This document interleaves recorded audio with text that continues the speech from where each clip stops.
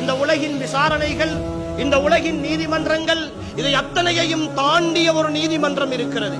யாரும் தப்ப முடியாது, யாரும் யாருக்கும் எதிராக சாட்சி சொல்ல முடியாது, யாரையும் காப்பாற்ற முடியாது, ஏன் சொந்த நாவுகளே பேச முடியாது. அல்யௌம நஹ்திமு அலா அஃப்வாஹிஹிம் வ துகல்லிமுனா ஐதீஹிம் வ தஷ்ஹது அர்ஜுலுஹும் பிமா கானூ யக்ஸிபூன். அவர்களுடைய நாவுகளுக்கு முத்திரையிட்டு, அவர்களுடைய கைகளும் கால்களும் அவர்கள் செய்து கொண்டிருந்த விஷயங்களை பற்றி எங்களிடத்தில் பேசுகிற நாள் என்று அல்லாஹ் சொல்லுகிற அல்லாஹ்வுடைய நீதிமன்றத்தில் நீங்கள் கற்பிக்காமல் வேண்டுமென்றே அந்த பிள்ளைகளுடைய நேரங்களை களவெடுத்த ஒவ்வொரு நொடிக்கும் அல்லாஹ்விடத்தில் பதில் சொல்லியாக வேண்டும். லேசுப்பட்ட காரியம் அல்ல இது.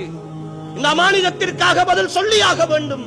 அன்புக்குரிய ஆசிரியைகளே, தெளிவாக புரிந்து கொள்ளுங்கள். இது அவ்வளவு லேசாக நீங்கள் கடந்து போகிற ஒரு அமானிதம் அல்ல. உங்களை நம்பித்தான் ஒரு 6-7 மணி நேரங்கள் இந்த பெற்றோர்கள் அந்த பிள்ளைகளை உங்களிடத்தில் ஒப்படைக்கிறார்கள்.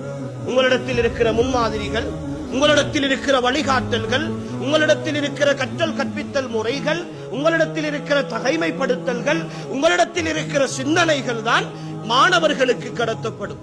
எனவே மாணவ சமுதாயம் சீரான சமுதாயமாக வர வேண்டும் என்றால் ஆசிரியர்கள் தெளிவானவர்களாக இருக்க வேண்டும்.